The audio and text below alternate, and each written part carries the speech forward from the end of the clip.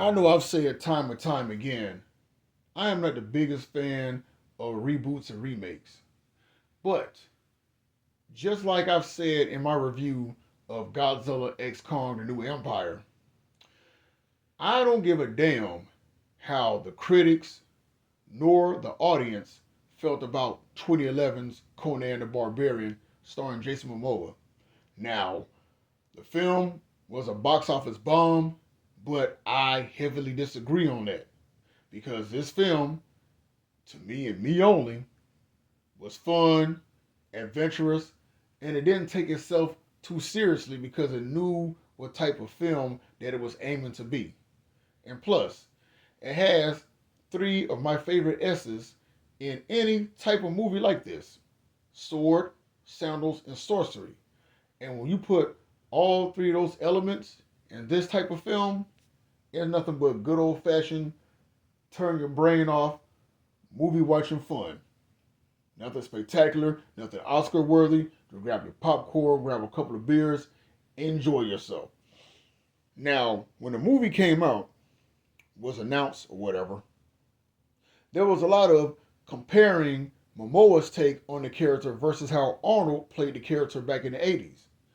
But see, in defense of Momoa, I liked his version and his take because at least it wasn't copying and pasting what Arnold did before him.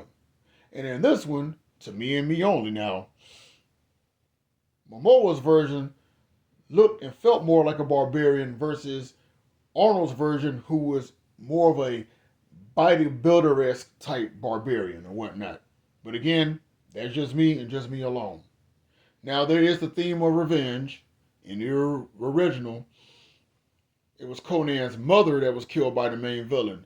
But in this one, it's Conan's father who was killed by the main villain, who was looking for this mask to bring his dead wife, who was an evil sorceress, back to life.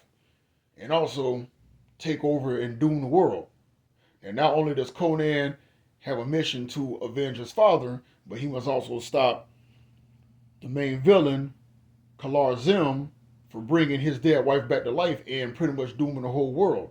And at the same time, he has to protect this pure blood priestess named Tamara, who is also a vessel, or to be used as a vessel, by Zim to bring his wife back to life. Now, the action sequences, the fight sequences, I enjoyed those a lot. You can actually tell with Momoa's take on the character, he seemed to be a much more athletic and agile version of Conan with the fight sequences that happen in this film.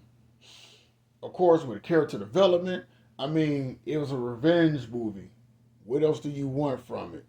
I mean, yeah, some people say, well, the characters are generic, but I mean, again, they wasn't aiming for anything serious when they did this movie. This good old fashioned movie watching, popcorn munching fun. Again, as I said earlier, that's something I enjoyed a lot with this movie. And as far as people saying that it sucks, well, again, this is one of those films where you have to turn your brain off and have fun with it. Because not everything that you watch has to be a cinematic experience.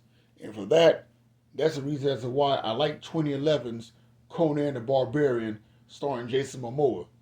And also keep in mind, this is one of his first solo roles that he did before he became a household name as Aquaman in the now, well, failed DC Extended Universe, which had a lot of potential.